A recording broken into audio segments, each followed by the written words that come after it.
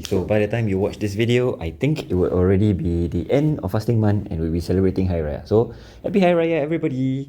Okay, anyway, where we last left off, we were looking at these 4 countries and how the different groups amongst us, we've interpreted and analysed these photos. Okay, so for the rest of this video, I mean, if you see the slides that you have here, right, there's actually a lot of questions because usually quite boring if I were to just keep talking non-stop. But you know, since this is a record video, I cannot actually ask you a question for you to reply. There's nobody in front of me right now. I'm in a conference room. But nevertheless, lesson still continues. So can I please have you stand by your textbooks, the relevant pages on variations in food consumption in DC versus LDC. I wish I brought my textbook with me. And also, I'd like you to have your worksheet 1.3 in front of you. Because as we go through this is where you'll be recording down your notes. And later on, I'll be demonstrating to you at least one, how you're going to be recording it. Okay, so 1 minute preamble over, let's begin. So where we last left off, we talked about these photos. Okay, the things that I wanted you to be able to observe were in what way has the food consumed changed as the country becomes richer. Right, you can see at some point people get healthier. Right, the food and vegetables that they are able to eat. Depending on climate, even though regardless of wealth, maybe even slightly richer, you can start to see more fresh products. Right, you can see, and when you're really at the lowest tier of it, you eat a lot more grains. Right, and you can see that meat gets more and more as you get richer, because as what Anish correctly pointed out, the amount of investment is just too high when it comes to meat. So people don't typically just eat meat a lot, because to have meat, you need to grow the crops first that feed the cow. Then you wait for the cow to grow for you to be able to finally eat the cow. So to be more productive, you might as well just grow the crops and eat it. Okay, so the type of food does vary. So one of the things that change as you get richer is the type of food. Okay, the second thing, if you see here, right, for 6 people sharing this much versus for 5 people sharing this much, both of them are within the span of a week. You can see that the variety, oh wait, is that the same as type? Maybe about similar. Okay, does change, and the volume, the total amount of food also changes. Okay, in class we briefly talked about the amount of carbohydrates. So if you take a look at this Canada photo, for example, right, can you see how much of it is actually starch? Okay, for example, potatoes, the bread, some more bread behind here. Okay, very little else. I mean, this is Western lah. I mean, there's some wheat here and stuff like that, but this is Western. I mean, of course, Asians we eat a bit more rice, but nevertheless, you can see the volume of meat is significantly higher now, right? So the amount of meat does change. So that goes again to variety. Okay, so let's take a look now as to how it changes. The 3 indicators for food consumption changes. Okay, food consumption per capita, daily calorie intake, and starchy staple. What do each of them mean? Food consumption per capita, you already have that within your textbook. This portion, this is talking about the amount of food that's being consumed. How much food? Per capita, it means divide by number of people in the country. Okay, why is this significant? Because India, by default, given the large number of people, they would definitely be eating a whole lot more food than any other country. But you'll be surprised to know Singapore actually eats more food consumption per capita than the average Indian person in India. Right? Logically so, because Singapore is richer, we spend a lot more money on our food, and we're able to consume, more food lah, basically, right? So much food that sometimes we buy but we don't even eat finish, we just throw. Right? I mean, that sucks, but yeah, that's one unfortunate outcome. Okay, so this is just about the amount, the volume of food that you eat, divide by the number of people per country. That's why it's important to say per capita. You divide, then it's fair. Okay, just like GDP, also measure rich wealth of a country. GDP per capita makes more sense as a benchmark. You divide by the number of people, so it's like on average amount of food. Yeah. Next one is called daily calorie intake. Is how much calories you eat. Ever heard this expression, empty calories? Right?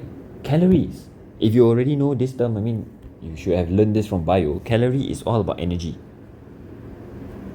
Okay? Empty calories means you get, it's like carbohydrates, empty carbohydrates with no other nutritional value, no vitamins, no nothing. But the idea behind this is, the richer you are, let's think logically, obviously, the daily calorie intake will increase. just like food consumption. Okay, that means the food that you eat will have more caloric value, right? Say for example, you're eating the type of food, basically just the type of food it's going to be more caloric value. You imagine the chat photo of the grains, how they process it and they make it into maybe their version of a pancake versus the roti prata that you just ate, okay, which is probably based in what kind of wheat, and then after that going to fry in oil, of which oil, while we think of it as fats, it's still a source of energy, so there's still caloric value there. So the same amount of prata looking thing versus the pancake that they eat in chat, obviously the one that we are eating will have more caloric value, so the daily calorie intake will be higher. Lastly, as you get richer, the starchy staples as a percentage of all calories gets lower. Because, yes, you eat a bit more starchy staples. Maybe. Depends on your culture. I mean, like Asian, we eat a lot of rice no matter what. Okay? But when it comes time to meat, it's now making up a more significant proportion. Fruits and vegetables, as we get wealthier, we're able to store fresh products, it becomes a significant portion of our food. So, by comparison, starchy staples as a percentage gets lower. You compare that to a poorer country, which actually we already talked about yesterday, a couple of days ago when we had our lesson, is to say that they eat primarily starchy staple because it is a cheap source of energy. Cheap source of energy. And for us now, because of technology, we're able to store food. So this is LDC. For DC, because we're able to technology to store food, affordable, we can now eat more of the expensive food, meat and stuff like that. So as a result, it becomes lower. Okay? Then we go into the variation between rich and poor country. Actually, I got you guys started thinking about it already when I asked you to draw the graph. Okay? Imagine this in a rich country. See how much food that we are wasting? Okay, as opposed to a less developed country. See how they are sourcing for food. Yeah, so this disparity is stark, but there's a reason for the disparity first. Okay, for one, level of development we already know how it affects food consumption. I'm not going to go through this because we already mentioned food consumption per capita, level of development. So you get to eat more, as you see, for example, here, LDC versus DC. You also have a similar table. Okay, the amount of food that we eat for sure is higher when it comes to DC. Okay.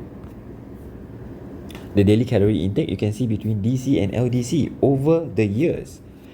Both of them have a general increasing trend. But there's a reason for it. Why LDC over the years they get more and more? Okay, again, when I ask questions like this, I know I'm not going to be able to get an answer, but I hope you can actually pause to think first before you just get the answer from me. Okay? Why getting more and more is because every poor country is getting richer and richer. Remember global tourism, economic growth, even less developed country is traveling now, right? Even poor, less developed country is getting richer and richer. To the extent where this amount is almost the same as this amount. Almost. Okay? Next one. Level of development also affects the amount of starchy staple. So starchy staple, if you didn't know by now, because we already talked about it endlessly in the previous lesson, okay, that is the carbohydrates. So if you don't know, please write it down. Carbs. Potato, wheat, rice, noodle, whatever it may be. These are corn, even corn, yep. So these are all making up your starchy staples. Okay? Okay, so I'm not going to go through this point, but I gave you this as an activity, and as I promised you, your seniors have already done something. I went to collate their responses into one. That's one that I showed you. Okay, so by now I will have collected back your work. Actually, right after this, I'm going to my locker to collect. I hope most of you already put them into your locker, into my locker. But, where to go? Where does my sample go? Yeah, but anyway, the idea behind this is it does change over time. Okay, for example, meat. Most likely than not, it will increase as you get richer. However, remember what we talked about, the fact that they're becoming more and more and more health conscious. At some point, they're going to realize eating too much meat will actually be bad for their health. So at some point, it starts to plateau or maybe even drop. Okay, starchy staple. As we already talked about, when you're poor, that's the main source of energy. But as you get rich, it doesn't necessarily mean you go to a complete zero. Reason being, you still need carbohydrate, otherwise it's not a balanced meal. Others, also as a new category now, others like sugar, alcohol, okay, it's obviously going to be an increasing trend over time. Okay, because people don't just eat for survival, right? At this stage, sugar, all that's not important. You eat because you need to eat. But here you eat for pleasure. You eat because it's fun to eat, right? Which means for us to say, as you go through the categories, right? When it comes to countries like this, you can see here, fruits and vegetables is such a high proportion compared to less developed country. Okay? Then, also, when it comes to the starchy staple, the cereals, it's a smaller proportion compared to everybody else. But there is this stark difference though when it comes to meat. You can see here, a lot higher in rich country, increasing over the years in China as it gets more and more rich. As a matter of fact, they even consider meat as status value, from what I understand, right? Think Chinese New Year and them eating abalone, right? It is not just a symbol of, it is not just food that you're eating. It's also a symbol of wealth. Literally, if I'm not wrong, symbolically, it's being seen as a symbol of wealth. Okay? The anomaly here being India. India similarly is getting rich over the years, but you can see the meat consumption plateaus. This one is because of cultural significance. Because, okay, correct me if I'm wrong, Hindus don't eat beef. So meat, the primary source of it is beef. I mean, there's chicken and all that stuff, but at the very least, the consumption is not as high. And also, culturally, there's a lot more vegetarians among Hindus. Sorry if I'm stereotyping, but yeah, if I remember it right, there are vegetarian friends of mine who are Hindu, so yeah. Okay?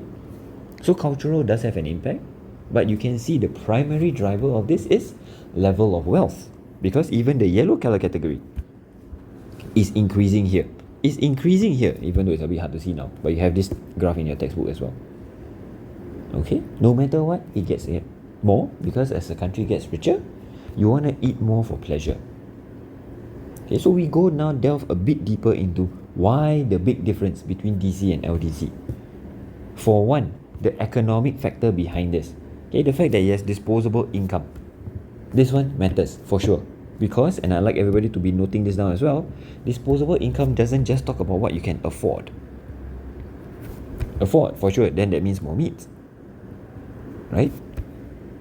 It also refers to the level of technology that you have for food storage and food preparation. Which means more fresh products. You know, the kind of thing that will otherwise get spoiled very fast? Now with technology, you can keep it, you can store it. Okay, also you're able to cook better, more stable. You can steam, you can whatever it is in order for you to prepare, so the food we can help to kill the bacteria. Meaning meat, you can definitely store for a bit longer now. Okay, fruits and vegetables, you're able to store for a bit longer now. Hence, more meat and fruits and vegetables. Okay. So when it comes to disposable income, it's not just a matter of, oh, I'm rich, I can buy. It also refers to technology. Okay? And technology is two: food storage, food preparation. Now, if you were to read your textbook, right, it doesn't quite mention a lot of this. It doesn't make it any less significant, because we can see that in the photographs from the Chad to Canada example. Okay? So, as you get more and more, for sure what happens is, in a developed country, okay, they spend only 20% of their income spent on food, as opposed to less developed country, where 60% is spent on food. So if you see this number, right, the immediate thought inside your head is, oh my god, that means less developed countries are spending more on food. Didn't I just learn? Rich countries spend more on food. They can eat more, what? They can eat more meat and stuff like that. So how is this logically correct? It's because LDC income is low. And because their income is low, a larger proportion of it is spent on food. Okay, as opposed to DC, where we are rich, filthy rich, super rich. Maybe not this me rich, but we are rich. Okay, but a smaller proportion of it being spent on food is still much, much more compared to what an LDC does. Okay, so keep in mind the disparity behind the numbers. It's not an indicator of how much we spend, but how much proportion of our income do we spend on food. Okay, and again, when it comes to this, for a less developed country, what happens is, when you become richer, but less developed, as you become richer within a less developed country, you start to consume more. Okay, total food consumption per capita increase. Nothing new here. We already covered this just now. Okay, write it down if you need to write down within your textbook. This will be your additional notes as well. Okay, the variety of food, also something we have already addressed about. More meat, less cereals. You can also talk about technology and how it helps you to store fresh products. So fruits and vegetables as well. Okay, and this is the last point. Meat is generally associated with wealth and status. Okay, the example here being, I think your textbook talked about meat, like legit meat. But the one that I can imagine right now is abalone in China. Maybe not even China, even in Singapore. But there's a reason why abalone culturally for Chinese New Year. Yeah, it's a symbol of wealth, that you can afford it and you want to show how prosperous that you are feeling how prosperous you are. Okay, which results in this example with the details given. Okay, which is Taiwan. Taiwan is actually one of the more economically vibrant parts of China. If you ask them, they also consider themselves as separate from China, but that's a separate political issue. But the thing is, they are richer. Okay, they are the big semiconductor port of the world and stuff like that. Okay, what happens is, as they become more economically developed, the rice consumption actually gets declined by half. It didn't get to zero. Okay, but meat increased 4 times, fruit 5 times, fish 2 times. So everything else increased. So you can see here there is a direct relationship. Okay, so this is what happens in a less developing country as they get richer. So there is a change over time. It's not just how much they eat, but also what happens as they get richer. However, in a rich country, what's this? Okay, in a rich country, when disposable income rises, because remember, rich country doesn't mean you cannot get richer. You can still get richer. When you get richer, the quality increases. People are now looking for health benefits, organic food, less meat, right? And you get super rich because your level of education and level of awareness starts to rise. Okay, imagine right now the activity that we did, the Canada versus USA example. I mean, the USA example, if you were to imagine, right, the wealth between those two countries, maybe you can always go back to the Jamboard to take a look at the photograph. You can see that when it comes to the Canada one, they're living in a house. It's a very big kitchen and stuff like that, as opposed to the American one, where they're living in an apartment. So it's like, you know, you're living in like a HDB flat kind of thing versus living in a landed property in Singapore. So you can see that there's also, within a rich country, rich and epically rich. So you can see as they become epically rich, they become more health conscious, more aware about the quality of the food that they're trying to eat. Yeah, as opposed to the American family that's eating a lot of pizza and stuff like that. I mean, my bias against American aside, they are both equally wealthy as country. But as families, there are also different levels of wealth. Okay, I give an example of this photograph, right? So if you're wondering what this photograph is, right? This is the world's most expensive pizza. Guess how much it costs? Again, really guess. US $12,000. If you're wondering what the freak, how could it cost that much? It's because of expensive things like the salmon roll the truffle or whatever things that they know that's expensive, all put into one, hence it costs $12,000, right? It's not just about the volume of food, but the quality of food. Okay, remember the less developed country, as they get richer, they eat more and more food. But in a rich country, it becomes the quality of the food. Yeah, I don't know whether truffle means there's better quality but you know. Okay, before we get that, this is the part where I want to at least demo one in your worksheet. In your worksheet 1.3. Where did it go? Here. Okay, please make sure that you have this with you. The idea behind this is, what am I expecting you to do in this set of notes? This is your graphic organizer. Of course, I'm expecting you to do work. It's not just you submit back to me blank. Okay, I want you to tell me what's the meaning of disposable income. And does disposable income impact on what? Basically impact on all right? Okay, then I want you to draw and I want you to annotate on it as well. So all these, by the way, these are all blanks for you to fill out, for you to put in your own, basically individual notes. What do you make sense of the stuff that you just watched through this video and what you read in the textbook? Example, developed country.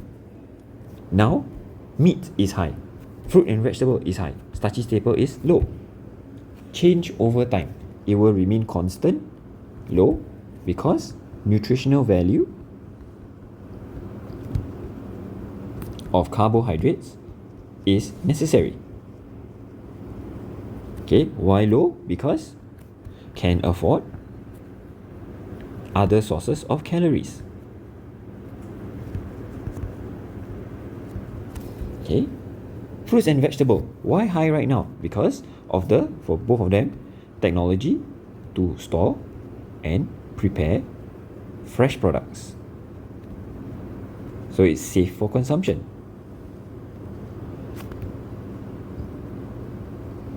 Okay, how does it change over time? Meat specifically, as you get richer, it will become a bit lower. Because more educated, aware of risks of excessive consumption.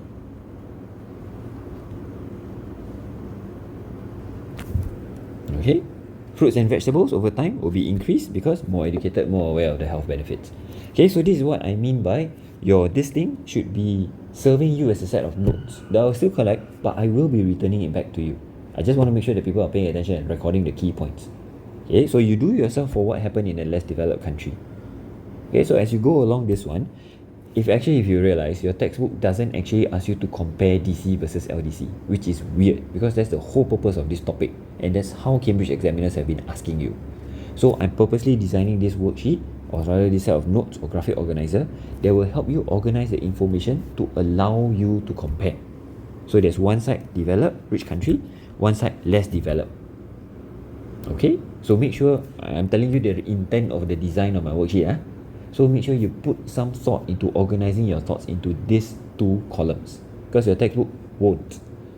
Okay, so you need to pay close attention to what's being shared here, and when you read your textbook, you want to record the key points inside here, please make sure you record them accordingly.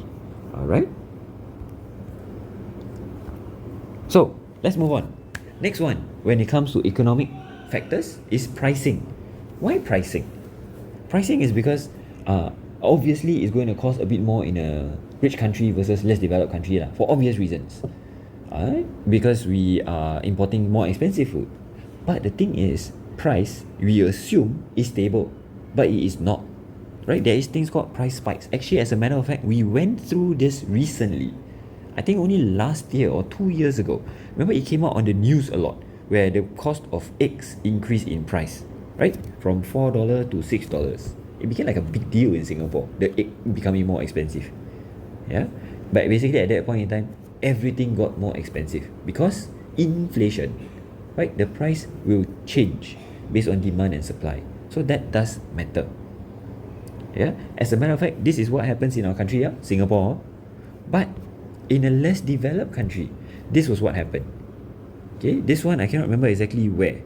Anyway, I can't remember exactly where. But when it happened, people started going out to protest against their government. I know in Indonesia, they went out and super epic riot because the cost of food became higher, and they started blaming their government for them not being able to help the people afford their own food to be able to eat. Yeah, so you can see in DC versus an LDC, the effect is different. As a matter of fact, it seems to affect LDC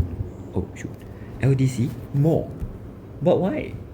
Right? I mean, when the price increase, it affects all of us. Okay?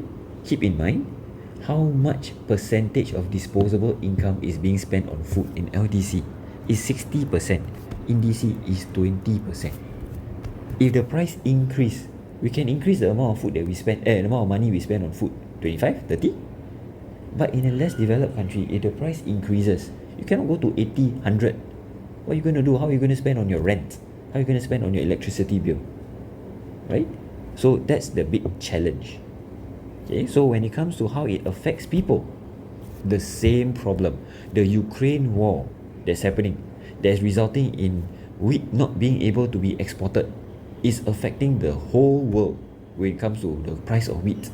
But it's affecting the whole world differently. Okay, in a less developed country, when the price rise, People cannot afford staple food.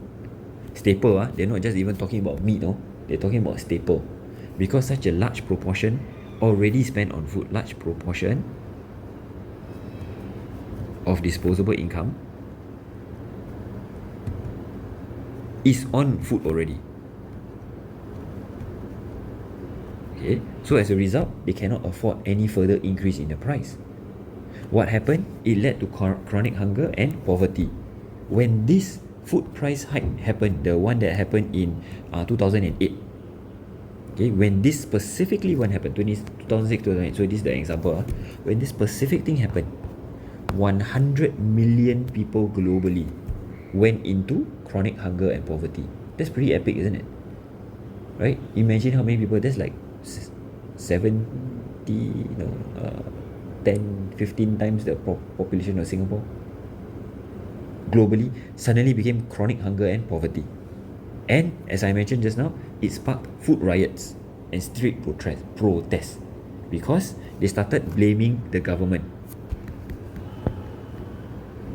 If you wonder why they blame the government, because government's job is to make sure that the basic need is not met by the people. So they blame the government for this, while the government is furiously trying to control the price of food. Okay, so you imagine, right, in Singapore, for example, remember that time when the DOSCON orange, the one where everybody rushed to buy rice and toilet paper at that time. Remember the COVID when it first got hit? I think it was Sec 1, but it was big on the news. Right? Everybody went to the COVID toilet, went to the supermarket to buy toilet paper because of COVID-19. But the thing is, the government kept saying, you don't need to worry. The price didn't change by too much. I don't know whether you can hear the bell. Okay, the price didn't change by too much. Reason being, we have a ready supply of toilet paper, ready supply of rice in our own storage. That's why we can control the price. Okay, imagine in a less developed country where the technology is not good for them to be able to store grains as backup. So what happens is they cannot really control the price so much. Okay, so all this verbal sharing, if you need to record it down, please do. Actually, as a matter of fact, I think it's helpful for you to have recorded it down. Okay, so what happened is people started cause government to be failing. Okay, this is what happened in a less developed country. On the other hand, when it happened, this is what happened in China, the example wise, you also have it inside your textbook. Okay, on the other hand, in a rich country, okay, for example in USA, even though the same 2006 to 2008 food price hike, it just caused people to select less expensive options. Example, instead of eating out, they eat in. Instead of buying organic potato, they buy regular potato. No problem. There is less expensive options for them to go for. Right? Because to begin with, they're already spending ridiculously on quality of food. They just need to lower the quality of food. They can still get food. Right? So what happened is, it impacted the average consumer less in a rich country. But what it does affect is in the financial market. Okay, financial traders, because they speculated on a food share. So what it caused is the price to jump like crazy. So in a matter of fact, they actually made the food price crisis worse because of how much they're spending, investing when it comes to certain things, and it causing them to move up and down, up and down. Okay, on this financial trade thingy, right, if you are not sure, because you're not too familiar with the financial trading and all that stuff, right, actually it's fine. Genuinely it's fine. Okay, because it's a bit too technical the way they say it, and it's actually not even inside your syllabus. I don't know why they included that inside your textbook, but nevertheless, it's still helpful for us to know lah. Actually, rich country kind of made it worse. Okay, so this is what happened in rich country versus poor country. But the thing is, if you want to know lah, what's the reason behind the food price crisis? There, the circles in pink. Bad weather destroyed the crops, limited demand, biofuels, limited demand. So as a result, limited supply. Sorry, both of them affecting the supply. So as a result, because the supply is so limited, what happens is people started to have higher demand. The demand still remain high, the price started to increase. Okay, so that's the economic factors that contributed to difference in rich versus poor country. Okay, not just how much people can afford, but the fact that the price itself can fluctuate. The rest will be a bit more easier. Okay, social-cultural. Social-cultural, this one is supposedly independent of DC and LDC, which, to the extent where I don't even understand why they put it in, but it does help to explain anomalies. Remember just now we saw the graph about how rich countries eating more and more meat, except India, because Hinduism, vegetarian diet. I am justified. My slide also have this one. Okay? Which makes certain things not valid. Certain trends not valid in that context. See? So one thing that you should do is, when it comes to the maps, graph, if they say describe an account, keep in mind that the anomalies also have an explanation for them. But you have to think logically. Okay? The more logical ones, the things that does change is, for example, food preferences. Okay? DC versus LDC. Obviously, there is a preference here and there, and it affects differently in rich versus poor country. For example, McDonald's. Heard of it before? Okay. This one is not just a rich country, right? You travel to any country in the world, you're going to see a McDonald's. Maybe not Russia now, but even before that, there was McDonald's even in Russia. Okay? Reason being, it is prepared easily.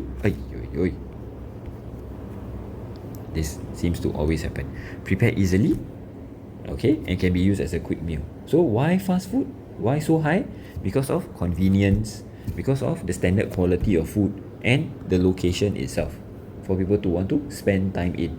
But if you see this, right, is this a rich country or a poor DC or LDC explanation? Convenience, affordable, quality of food, preference to spend time. Okay, this is a DC explanation. Right? It is convenient for sure because fast pace of life. Remember we talked about this when we talked about the America one, why they eat so much fast food. Fast pace of life. So they turn to fast food because it's convenient. Quality of food is always standard. They prefer to spend time there. Okay? When it comes to less developed countries though, why do you think there would be, what do you think, high or low? Okay, here obviously high. LDC, currently high or low? Okay, so you're right to say everywhere there is McDonald's, but by comparison to a developed country, this will be a bit lower. Okay, while it is affordable, usually fast food consumes meat, which is still more expensive than starchy staples. This is the part where I would like to give you as a padlet for you to go and record down but no time to actually do discussion, right? So I'm giving this to you. Okay, but this doesn't stay constant because I also want you to consider future consumption. Fast food over time in a rich country, what do you think? High or low? Why? I give you a hint. Being health conscious, we already talked about it just now. What do you think is going to happen to the fast food consumption as opposed to less developed country as they become more and more rich? And not just that, globalization. How would this affect the fast food consumption in LDC in the future? Okay, so this one for you to consider, for you to read up, for you to fill up in your notes. But I do want to give you a couple of examples. Okay, maybe not this one, but take a look at this, right? McDonald's in China, to the extent where they are culturally adjusting themselves. Even though globalization, they want to prevent dilution of culture.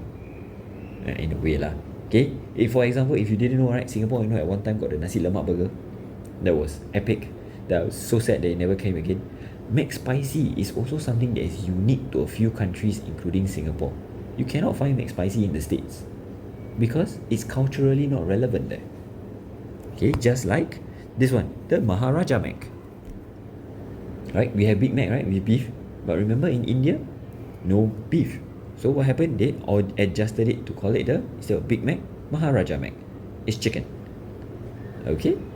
So you can see because of globalization, in less developed country, there are much more fast food chains that is being set up. Okay?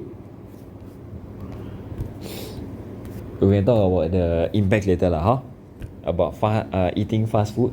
But nevertheless, you already know this. Have you watched this show, by the way? The Super Size Me. Every single food that he eats is always from McDonald's, and every time the person asks, would you like to supersize that? It's the States. They eat more than us. So he will always say yes. So he actually did a study. What happened to him after 1 month? Not good lah. Okay. So in rich countries, people are more aware of health risks. As a result, there's a movement away from eating too much fast food. Okay. Because of, and again, for geographers, please make sure you're able to explain because of this. Okay. Next food preference difference would be organic food. In this case, organic food, you already know what organic food is, not just gluten. Okay, organic food grown without chemical fertilizer, without growth hormones, without anything special to it. Okay, so people seem to think there is perceived health benefits.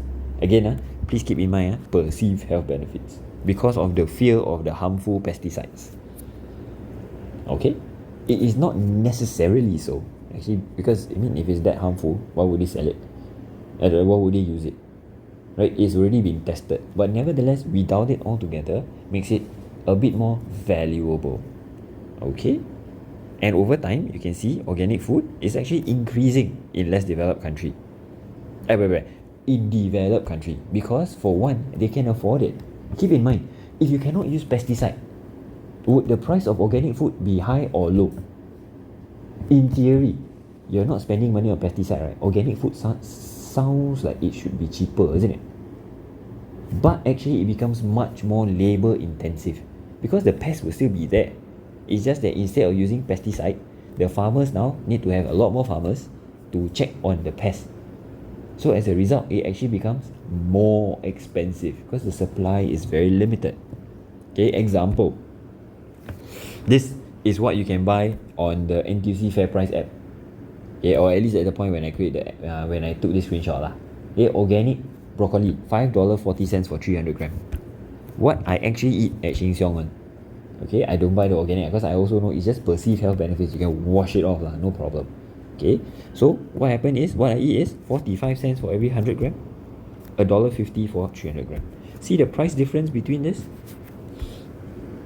Okay, that's the reason why, that's the thing about rich countries. Okay, we don't find organic food as much in less developed countries, but in developed countries, people are willing to spend on this. Okay,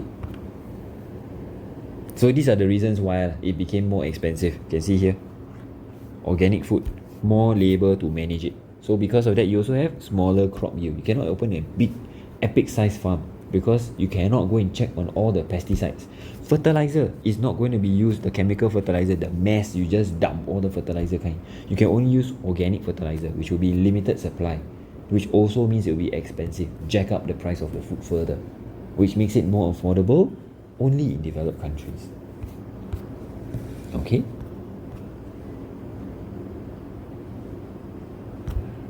Yeah. So that is when it comes to social cultural, their preference. So you can see there are two preferences. One is fast food, one is organic food. The organic food, I want you to project what happens in the future as well. Okay? Last one for social cultural is the easy one. Social, right? It's talking about people and the way of life, right? It's all about population growth. This one, don't need to say so much. We already talked about this one. Please don't use the Africa case example that I shared with you about the the contraceptive, okay? But the idea behind this is excuse me, less developed country, less contraceptive. That means the population will grow up significantly. Excuse me. Okay? But as they increase, there's something for us to keep in mind. What type of food group is the one that will be in larger demand? Right? Starchy staples.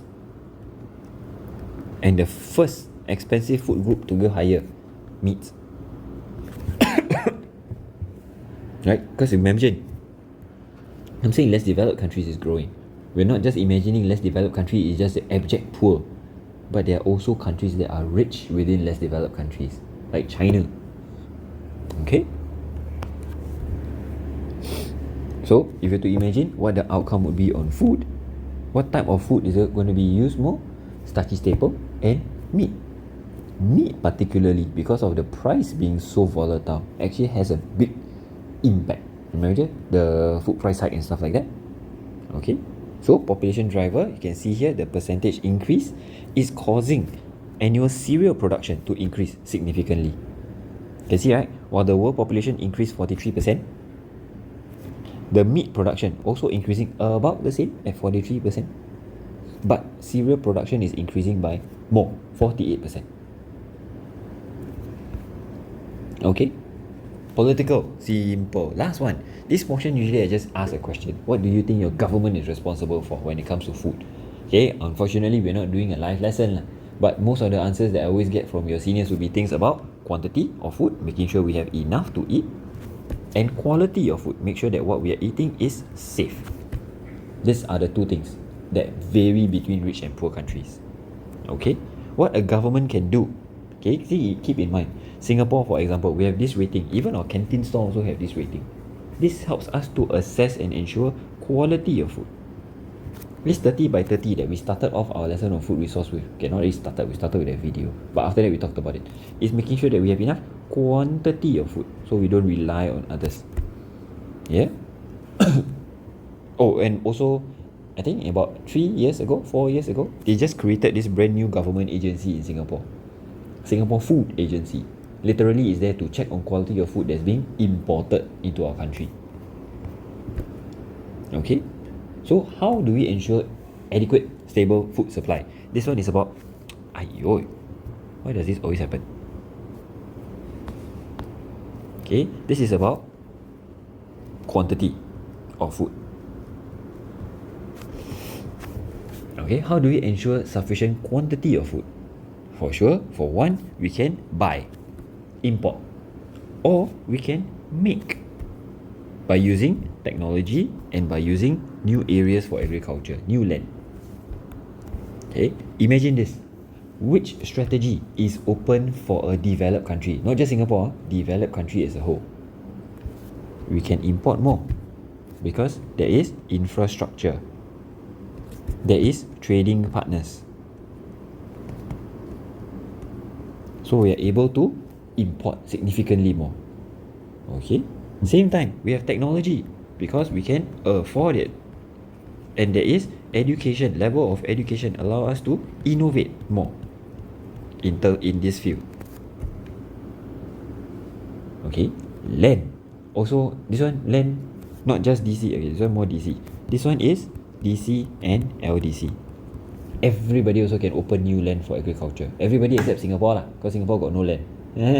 But yes, every other country they are able to open land up for agriculture. So you can see here, right? It is not that less developed countries are absolutely powerless, but there's a difference in what they can and cannot do. Okay, they cannot just openly import just in case food is not enough, right? They cannot just use technology to ramp up the production of food, but Singapore can. Okay, say for example like this, when it comes to technology, opening up new areas, less developed country got less ability to open up new areas because of lack of finances, lack of access, meaning the education level, okay, the training, the skill when it comes to implementing new technology, it's not there, right? Even if say for example it is a research paper that has been published globally for anybody to be able to read, or how we can use multi-tiered or whatever, it still doesn't help because they are not trained, they don't know how to use it. Okay, imports also is something that's a bit limiting for less developed country. Singapore, for example, we can import most of our food, but when it comes to less developed country, importing is difficult because it's too expensive. It's dependent on the selling country, right? You imagine Singapore, for example, that time when the price of chicken, when Malaysia decided to stop selling its chicken to Singapore, right? One thing that we can do is we went to Turkey to literally buy frozen chicken. We started sourcing from Indonesia for live chicken. So we have ability to import, maximize by import. But when it comes to a less developed country, you say Malaysia keeps selling to, I don't know, Laos, and they decided to just stop the sale of chicken, and Laos got no more supply of chicken. It's significantly harder for them to suddenly start importing. Okay, Also, wars. Less developed country, there are also wars that is taking place right now. But honestly, that's it. It's not just less developed lah. Developed country also can go for war. The only difference is when it comes to less developed country, the supply, the storage is limited. The country's storage is limited because they cannot afford to stockpile a whole lot of food, right? So if they're not able to stockpile that much food, as the war keeps going on, the supply will be depleted. Of course, also there's the other things about farmers not being able to make their own food, not able to grow, people not being able to buy food because of fear for their lives and stuff like that. Okay? Just as natural disaster in a less developed country. Similarly, less developed country means usually they don't import as much. They make their own. More agriculture industry. Meaning they don't really rely on others. And if their own home country gets affected by natural disaster, that means their supply would rapidly drop. As opposed to a rich country where they don't actually make that much of their own food, they usually buy. So if climate change were to happen, affect them, okay lah, they just keep buying from others lah. Or affect the country that they're buying from, okay lah, they buy from somewhere else lah. Okay? Last portion is talking about food quality, which is food safety. Okay? In this case, we already know we have this kind of rating system. We also know, okay, I don't know whether you guys know this, but you know that time when the Fukushima power plant got destroyed because of the tsunami? You remember that? Okay, when that happened, Singapore actually stopped the purchase of fish coming in from Japan for obvious reason, because this is where the radioactive chemicals have already entered into the sea. It will contaminate the fish, right? So Singapore at that moment stopped the sale of fish. Stopped the purchase of fish. Okay? To prevent diseases lah. Okay? And again, Singapore capable of doing this. Developed countries capable of doing this. You imagine if you're in a less developed country. To begin with, maybe you are not even importing. But if you are importing, are you able to really just say, okay, I don't want from you anymore, I will just buy from somewhere else? If the technology is not there, if the infrastructure is not there, the relationship is not there, it's a bit more challenging for a less developed country. Similarly, would a less developed country even have the necessary technology to test, to know that this kind of food is out there in their own home country, right? For example, the mad cow disease. When this was in UK, I can't remember whether it was our class or another class that was presenting to me about the tourism and how mad cow affected tourism. But yeah, it doesn't matter. So this mad cow disease, when it was there, the meat itself is contaminated. People shouldn't eat, otherwise they will fall sick. Okay, what happens is, in the country, they're able to take immediate action. Okay, besides the fact that they can just not import or just stop the export. I mean, for the country that is actually having the problem, they don't export. Other countries, they just don't import. At the same time, the countries are actually able to do the tests to make sure that guidelines plays an active role in tracking down contaminated food, to make sure that we can make sure that all the contaminated food is actually removed from the system. Okay, I put this slide for fun, right? Radioactive fish, contaminated vegetable, bird flu, infected chicken. Yeah. So in a developed country, what the country can do more of is all of this. In a less developed country, because of limited technology, when it comes to them providing these guidelines, the guidelines is not as much based on research, right? When the government is doing their own checks for contaminated food, they're not really able to identify. Imagine you need skilled staff to be able to find all this contaminated food, right? You need to have equipment to test the food to check whether they're contaminated. On top of that, it has to be centralized for you to be able to remove them from the shelves. If there's a lot of informal industry, those mama shop, that kind of thing, right? The informal one, the kind of people sell by the side of the street. Not really mama shop, sorry. The street store food vendors. How are you going to stop them? It's not really being managed, right? So this is a problem more in less developed country. Okay, this is what happened. For example, this was I went to this shop that time. The egg was being recalled. Ta-da! Because they found some problem with the egg. Okay, this is an action done by the Singapore Food Agency. I saw the icon, but it was like by this corner. Okay, so what they did was they stopped people from buying at the shop. They took it away already. At the same time, they also stopped the sale within the checkpoint there. So there's literal checks for the different kind of things that you buy. So they, for example, like this, right? They take a couple of the eggs, they test, see whether is it safe to come into Singapore or not. Okay? So we're going to move on to talk about other things, but before we get there, we are already here closing the portion. Why food consumption varies between DC and LDC. I already demonstrated to you how to do 1.3. This video admittedly a bit long, but it's supposed to make up for the hour that we're going to miss. So this is about an hour worth of video. So please make sure you view it in its entirety, rewind to whichever portion that you need to. Make sure you have read your textbook to the relevant pages, annotate what you need to within your worksheet 1.3. Next time that we meet, I would like to collect that. Thank you, everybody.